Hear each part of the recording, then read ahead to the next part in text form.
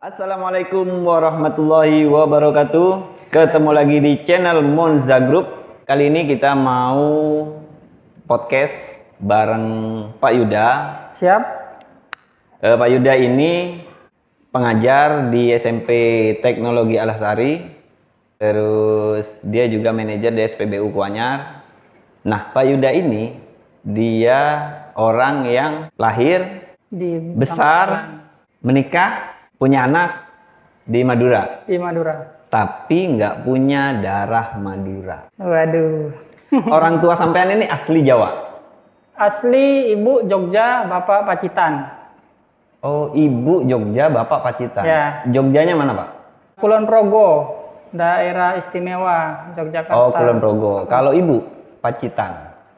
Ibu yang Pacitan. Oh, iya, bapak. Ibu Jogja, bapak Pacitan. Ah, Pacitan sebelah mana? Pacitannya. Daerah? Itu ketemunya gimana, Pak? Orang Jogja sama Pacitan ketemunya di mana? Ketemunya di sini. Ketemunya di Madura. Berarti dua orang ini sama-sama lajang dulu waktu berangkat ke Madura. Ya. Yang duluan ke Madura siapa? Beda 1 tahun. Bapak yang duluan ke Madura. Alasan bapak sampean itu dulu ke Madura itu apa? Profesinya guru. Iya. Jadi di tahun 77 itu ada tukar guru, ada dropan dari Jawa, dari Jogja, Pacitan, ke Madura, dan beberapa daerah Jawa lainnya untuk jadi guru di Madura. Di Madura, berarti banyak lowongan guru di Madura ya? Karena tenaga guru di sini dulu masih minim. Dan pegawai negeri sipil? Ya, pada saat itu belum diangkat apa ya? Kalau ibu juga gitu? Sama, ceritanya seperti itu juga. Jadi dropan dari Jawa sebagai tenaga guru ke Madura. Berarti nggak hanya dari Pacitan tuh, Jawa mana sih? Jawa Timur dong? Jawa Timur, Pacitan. Yang Jogja ini juga ada ya lowongan dari Jogja ke Madura ya? Iya.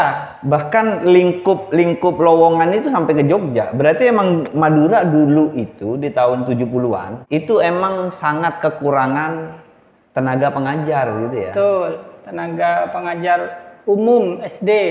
Oh, SD? Ya. Oh, iya. Untuk yang SMP dan tahap selanjutnya saya kurang paham. Iya. Dengar ceritanya. Itu akhirnya ketemunya di mana, Pak? Ketemunya itu di Bangkalan karena sama-sama ditugaskan di Kabupaten Bangkalan. Di SD? Dulu tuh sistemnya dari kota dulu, habis itu diplot lagi, disebar lagi ke kecamatan, disebar lagi ke desa-desa. Nah, kebetulan itu Bapak dan Ibu sama-sama di Kecamatan Modung. Ditugaskan dari Bangkalan ke Kecamatan Modung.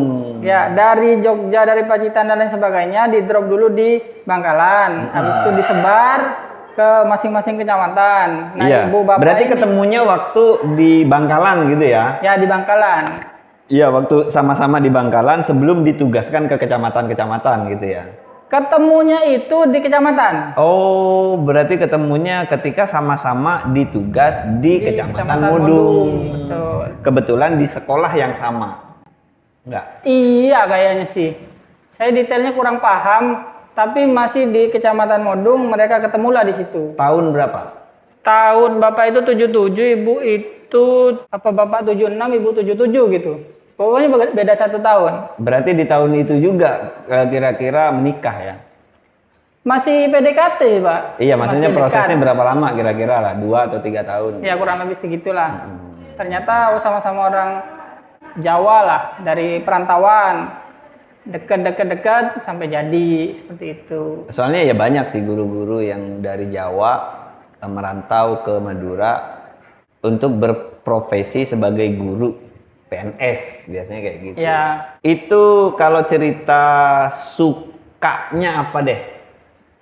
Suka duka nih. Sukanya kalau cerita orang tua sampean ke sampean. Sukanya itu ya pendapatannya lebih besar lah, Pak, dibandingkan kalau orang tua saya kerja di daerahnya sendiri. Karena perantauan ya. Ya, karena memang tujuannya untuk meningkatkan derajat keluarga lah, ingin mengubah nasib seperti itu. Akhirnya memberanikan diri untuk merantau dan ternyata sampai Madura. Sini dapat hasil yang sesuai ekspektasi lah. Ya, seperti itu. Itu sukanya di situ ya. Sukanya Lah, di situ. Dukanya gimana? Lah, dukanya ini yang banyak. Keluhannya gimana? Apa keresahan orang tua sampean waktu dulu saya waktu pertama kali ke Madura itu ngajar SD itu. Ya, justru yang diceritakan ke kami anak-anaknya ini memang Kebanyakan dukanya. Jadi biar anak-anaknya ini belajar waspada ya. waspada dan memberikan semangat hidup yang seperti ini loh seharusnya kehidupan.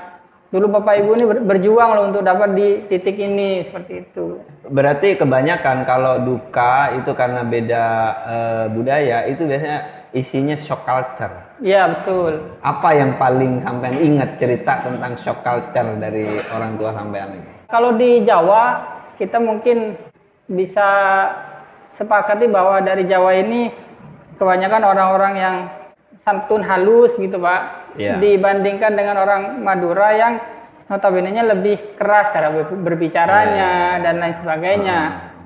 Nah itu yang jadi shock culture itu salah satunya seperti itu. Ternyata orang di sini ngobrol kayak orang berantem gitu. Oh itu yang pertama sampean ini ya dengar dari orang tua ya. Ya. Ceritanya ya dulu ya. Dan Dia kena shock culture gara-gara di sini orang-orang ngobrol biasa aja. kayak orang Tensinya kayak orang berantem gitu. Betul. Padahal ngobrol biasa. Iya kehidupannya keras. Di sini kan tegas dan lain sebagainya. Dan juga budaya-budaya yang Belum tersentuh pendidikan. betul. Kan visi misinya ke sini kan memberikan pendidikan. Ya, salah satunya seperti itu. Ya perbedaan kultur Jawa dengan Madura. Madura, ya itulah yang buat orang tua saya itu agak sulit menyesuaikan. Kayak pernah ngajar SD, orang Madura itu sampai mau carok perkara pulpen. Anak SD Mm. berantem di sekolah kan biasa Pak. Iya, ya biasa. Dan perkara pulpen doang sampai carok Pak, gitu. Maksudnya carok itu apa? Bawa sajam. Bawa celurit. Iya ke bawa sekolah. sajam. Mm-mm. Anak SD. Anak SD dulu gede-gede loh Pak. Iya, tapi Iya. kan tetap anak SD. Iya. Anak SD berantem sampai bawa sajam ke sekolah. Ke sekolah perkara pulpen. Iya. Itu apa? Gimana cerita orang tua sampean itu? Iya, jadi ada satu anak yang merasa pulpennya diambil sama si siswa yang lainnya. Enggak, maksudnya apa yang dia herankan? Iya, Kok kok bisa sampai ya? segininya gitu loh. Kok sampai ada percekcokan Sajam. sampai bawa-bawa Bawa celurit, sajam. bawa Apa yang sajam. dilakukan ibu sampean waktu itu? Sebagai seorang guru ya, otomatis langsung melerai dong. Ya, Melerai. normalnya kan seperti itu. Iya betul. Ya. Akhirnya Ternyata ada satu warga yang bilang, bu lah cek bu, mula kadiri ya, cek pesa, degi sampean saya kenengin gitu. justru yang dilakukan ibu sampean itu adalah tindakan yang salah. Menurut warga saat itu. Iya, menurut betul. situasi di sini gitu. Iya. Karena kalau sudah ada sajam, lebih baik Diem aja. nggak ikut ya, Nggak ikut nggak ikut campur. melerai bahkan ya. Ya betul. Dan ibu saya itu, ibu sampean itu jadi terheran-heran gitu kan. Iya, kok ada orang lagi berantem nggak boleh Nggak dipisahin boleh gitu loh. dilerai, Siswa saya gitu. loh ini Iya, gitu. iya. Karena Itu dia membahayakan ke ke gurunya sendiri. Betul. justru. Nah itu yang bikin kaget orang tua saya. Terus ada lagi nggak yang random?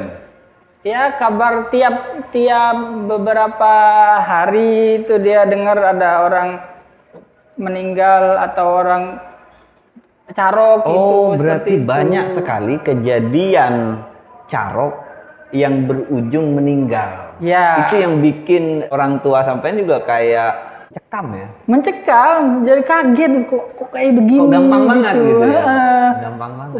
Gampang banget menghilangkan nyawa seseorang. Terlalu sering mungkin ya. Ya Terlalu mungkin seperti sering. itu ya. Terus juga kasusnya juga rata-rata sepele permasalahannya Ya. gitu. Seperti itu. Jadi shock gitu ya. Shock banget. Sedangkan di Jawa di tempat tinggalnya ibu bapak itu nggak kayak gitu. Nggak ada kayak begitu. Bahkan ngomong ya pelan, nadanya pelan iya, dan iya, lain sebagainya. ngobrol aja halus gitu. Betul. Ini sampai di sini gampang banget orang menghilangkan nyawa orang lain gitu ya. Ya. Terus ada lagi nggak kalau cerita bapak sampean gimana? Kalau bapak sih sebetulnya ini ya kurang lebih sama. Itu guru SD semua?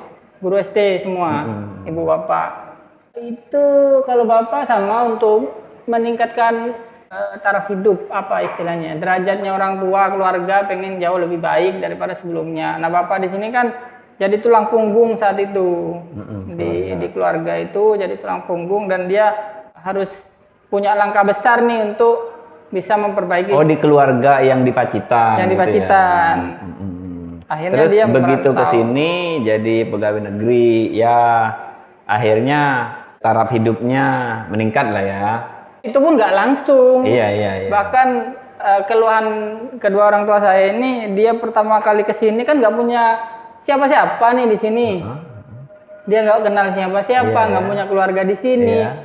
Turun di pulau yang bahkan mereka nggak expect dia akan ketemu laut, nyebrang laut, ada pulau di sini, Pulau Madura, ya saya harus tinggal di situ. Saya nggak punya siapa-siapa. Nah pertama kali turun di mana itu namanya di Bangkalan, sampai waktu itu sempat hujan deras, ya luntang-lantung Pak, orang nggak punya rumah. Itu cerita bapak ya? Bapak ibu kurang lebih seperti itu. Oh gitu. Ada di Bangkalan, nggak ada rumah, cuman ada di bangunan milik kota lah. Iya. Nah, milik Kabupaten Bangkalan ini. Jadi mereka harus nginap di situ sebelum nanti disebar ke setiap kecamatan. Nah itu ya nggak punya rumah, ya hujan, panas ya di situ. Makan ya seadanya, orang belum gajian, belum kerja kan. Oh berarti awal-awal ya.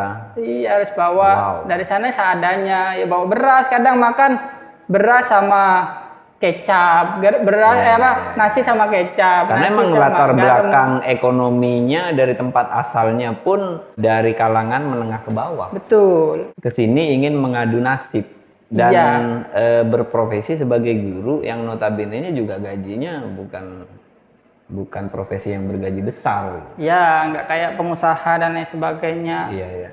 Itu yang sering diceritakan bahwa untuk sampai di titik ini sekarang, perjuangannya panjang. Ya, melalui beberapa tahapan yang seperti itu. Itu pangkatnya sampai apa, Pak? Pangkatnya, Bapak sampai kepala sekolah. Kepala sekolah SD. Itu eselon berapa ya itu? Kalau ibu? Ibu pengajar biasa aja. Oh, sempat wali kelas gitu ya. Cuma nggak sampai kepala sekolah. Sempat ditawarkan, cuman beliaunya nggak mau. Oh gitu. Ini apa namanya? Masih aktif apa sudah pensiun sekarang? Sudah pensiun dua-duanya. Sudah lama, duluan bapak pastinya. Kalau mengajar itu yang sampean tangkap dari orang tuanya itu berbicara tentang meningkatkan kualitas hidup atau lebih ke mencerdaskan? Lebih banyak mana, Pak? Misinya untuk mencerdaskan atau untuk meningkatkan taraf hidup pribadinya? Yang sampai tangkap dari orang tua. Kalau yang saya tangkap ya, itu justru lebih ke ini Pak, lebih ke perjuangan hidupnya. Kalau di gurunya saya nggak dapat yang kata-kata yang spesifik saya mau mencerdaskan kehidupan anak bangsa dan lain sebagainya. Realistis ya? Realistis saja. Saat itu orang yang nggak mampu dapat kesempatan untuk jadi PNS, dia harus keluar dari daerahnya, saya mau gitu. Saya harus merubah hidup saya gitu. Dan beliau itu punya anak berapa total? 3, saya anak terakhir. Yang 2 saudara sampean itu cowok apa cewek? Cowok-cewek. Yang pertama cowok. Cewek. Oh cewek. Cewek cowok-cowok. Oh iya. Yang cewek ini sekarang ada di mana? Sekarang ada di Bangkalan, jadi guru di SMP 4 Bangkalan. SMP 4 Bangkalan. Pegawai negeri juga? Pegawai negeri. Oh, pegawai negeri. Guru SMP 4 Bangkalan. Yang nomor 2, cowok ini? Yang nomor 2 dulu sempat jadi guru honorer sampai beberapa tahun, cuman beliaunya nggak telaten, jadi memutuskan keluar untuk bekerja di swasta, perusahaan swasta. Ada di mana sekarang? Sekarang ada di Surabaya. Tinggal di sana? Ya, beberapa kali udah bekerja di beberapa perusahaan swasta. Sekarang sih masih bangun usahanya sendiri kayaknya. Apa, Pak? Bikin usaha tempe di Surabaya. Oh, dia bikin ini, usaha sendiri tempe gitu tempe. ya? Gitu. Kalau sampean sendiri sekarang ngajar di SMP. Ya, saya ngajar. Pendidikannya? di Antasari. Saudara-saudara sampean itu apa? Mbak itu S1 di Surabaya, di UNESA, Pak ya. Pendidikannya? Ya, pendidikan apa ya waktu itu? Jalurnya Rata-rata. Yang kakak sampean deh, itu pendidikannya apa? S1 juga di Atul Hawiyah apa ya? Di Modung. Jurusan pendidikan juga? Ya, PPKN. Hmm. Hmm. Kalau sampean S1 juga? Saya S1 juga tapi bukan pendidikan. Oh ya, teknologi pangan. Ya, teknologi pertanian. Itu rata-rata sampean bersaudara itu kuliah dari beasiswa. Kalau Mbak ya, prestasi. Kalau Mbak. Oh, yang pertama ya. Ya. Dia di UNESA dari jalur Prestasi. nilai akademik. Ya. Kalau kakak sampean sama sampean itu bukan. Enggak. Tapi dua orang ini yang dulu merantau ke Madura ini pada akhirnya bisa menyekolahkan anak-anaknya sampai lulus S1. Betul. Tidak hanya bisa mengangkat taraf hidupnya sendiri, tapi berhasil menyekolahkan ketiga anaknya sampai lulus S1. Ya. Itu gimana? Menurut orang tua sampean itu gimana? Iya, pastinya senang lah. Anak-anaknya sudah bisa lulus minimal S1. Ya, setidaknya setara dengan orang tuanya dulu. Atau berharapnya bisa lebih tinggi sebetulnya, cuman anak-anaknya nggak ada yang mau lanjut. Oh, nggak minat ya? Nggak minat lanjut. Posisi sekarang sudah pensiun? Ibu bapak sudah pensiun. Ada di mana? Pindah-pindah. Semaunya. Jadi sekarang masih pengen ke Bangkalan. Dia tinggal di Bangkalan. Oh, di sama anak yang pertama? Ya, terus? mau pengen ada di Modung, di rumahnya yang dulu. Sempat di Modung beberapa bulan. Sampean kan menikah ke Pangpong. Sampean lebih banyak di Modung apa di Pangpong? Lebih banyaknya di Pangpong. Oh, berarti di Modung itu jarang ada orang. Saat ini ya jarang ada orang karena ibu lagi ke Jogja sekarang. Iya. Karena ibu sama bapak pindah-pindah terus. Pindah-pindah. Berarti di Modung itu jarang ada orang. Jarang ada orang. Biasanya saya ke sana seminggu sekali atau 2 minggu sekali. Nginep beberapa hari di sana. Loh, hidroponik sampean itu ada di mana? Ada di Pangpong. Berarti sampean lebih banyak tinggal di Pangpong ya? Iya, karena kan biasanya istri itu saat melahirkan, awal-awal punya anak, dia pengen ini bareng sama orang tuanya. Yang mau minta tolong tuh kan lebih nyaman ke ibunya. Kalau ke mertua kan agak segan ya. Gini Pak, ketiga anak-anaknya ini sebetulnya nggak diarahkan untuk jadi pengajar. Sampean bukan lulusan pendidikan. Kakak sampean itu akhirnya membangun perusahaan sendiri. Iya, usaha. Emang nggak ada apa namanya, anak saya karena saya guru, saya dan ibu bapak ini guru. Emang sampean nggak menangkap bahwa anak saya juga saya akan arahkan jadi guru pengajar? Kalau dari pengalaman saya sendiri ya, ibu bapak nggak pernah menekan saya terutama untuk jadi tenaga pendidik. Nggak pernah. Bebas kamu mau ngapain aja. Gitu. Yang penting, yang sampean ingat lah. Yang penting ya kamu sekolah, minimal kamu S1. Oh, gitu. Berarti yang penting S1 dan sekolah. Yang penting harus sekolah, minimal S1. Jangan sampai ada di bawah orang tuanya. Oh, itu yang paling sampean ingat ya? Iya. Minimal sama lah, jangan sampai ada di bawah. Masa saya bisa, kamu nggak bisa gitu. Lah, bapak itu dulu S1 dari Pacitan? Kalau bapak sih kayaknya sama PD itu apa ya? D3 apa ya? Oh, kalau ibu? Ibu S1. S1 dari Jogja? Enggak. Oh, kayaknya setelah di sini. Kesini baru sekolah S1 gitu ya. Berarti kerja sambil sekolah gitu ya? Iya, kerja. Tapi pada akhirnya kan dia bisa lulus S1. Iya. Kalau ini galak. Apa yang membuat sampean galak nggak menurut sampean, orang tua sampean itu? Bapak sih kalau yang ini galak. Apa galaknya gitu loh? Urusan apa? Maksudnya kalau urusan apa beliau ini galak? Ya nggak nurut, biasa anak nggak nurut, mokong, dia marah. Kalau malas-malasan gitu ya? Ya apalagi bapak itu, kalau pagi-pagi anaknya sebelum sekolah cuman makan doang atau nonton TV, nggak bantuin keluarga, maksudnya nggak nyapu, nggak cuci piring dan sebagainya, ya marah di situ. Berarti tugas pekerjaan rumah itu juga harus dibagi Iya, antar sesama anggota keluarga. betul. Bahkan kita dulu itu dibagi-bagi, Pak. Oh, kamu bagian nyapu, bagian ini dan ini. Di rumah aja ada job disk. Ada. Yang kakak saya bagian nyapu di bawah dan lain sebagainya. Untuk urusan itu galak, Bapak? Galak. Terutama kalau saya dengar cerita mbak saya dulu waktu saya belum lahir ya. Dia kalau telat bangunnya aja udah di ini. Kalau dibilang abusive sih ada sih bapak ya. Digesper? Nggak gesper sih, kayak sapu lidi kayak sapu gitu. Iya. Pakai kayu. Kalau telat bangun, itu bagian dari tanggung jawab. Apa maksudnya yang sampean dapatkan dari kegalakan itu, hikmah apa, Pak? Ya emang kita nggak boleh malas-malesan gitu loh. Hidup ini keras loh gitu. Jangan kalau cuma sapu lidi mah apa gitu. Iya. Iya kan? Ini saya emang tulus untuk mendidik. Kalau kamu ketemu orang luar sana yang lebih keras daripada saya, gimana kamu kalau malas-malasan? Karena ketika gitu? kita ketemu dengan kehidupan nyata, itu nggak ada ampun. Iya. Dan rasanya itu nggak seperti sapu lidi. Kalau kita nggak disiplin terus kita gagal dalam usaha, itu ruginya puluhan juta, Pak. Iya. Nggak bisa diulang lagi. Betul. Itu sakitnya bukan kayak dipukul sapu lidi. Bener. Iya. Nggak bisa minta maaf juga. Iya, ya nggak bisa. Itu juga nggak bakalan balik gitu. Iya, ya kan? Karena nggak bisa minta maaf. Nggak bisa. Udah, nggak bisa balik gitu. Sekejam itu gitu loh. Berarti yang sampean tangkap adalah selagi masih muda, selagi dari usia anak-anak bahkan itu disiplin itu perlu. Sebagai bentuk tanggung jawab. Iya. Bapak itu emang keras banget ke anak-anaknya itu.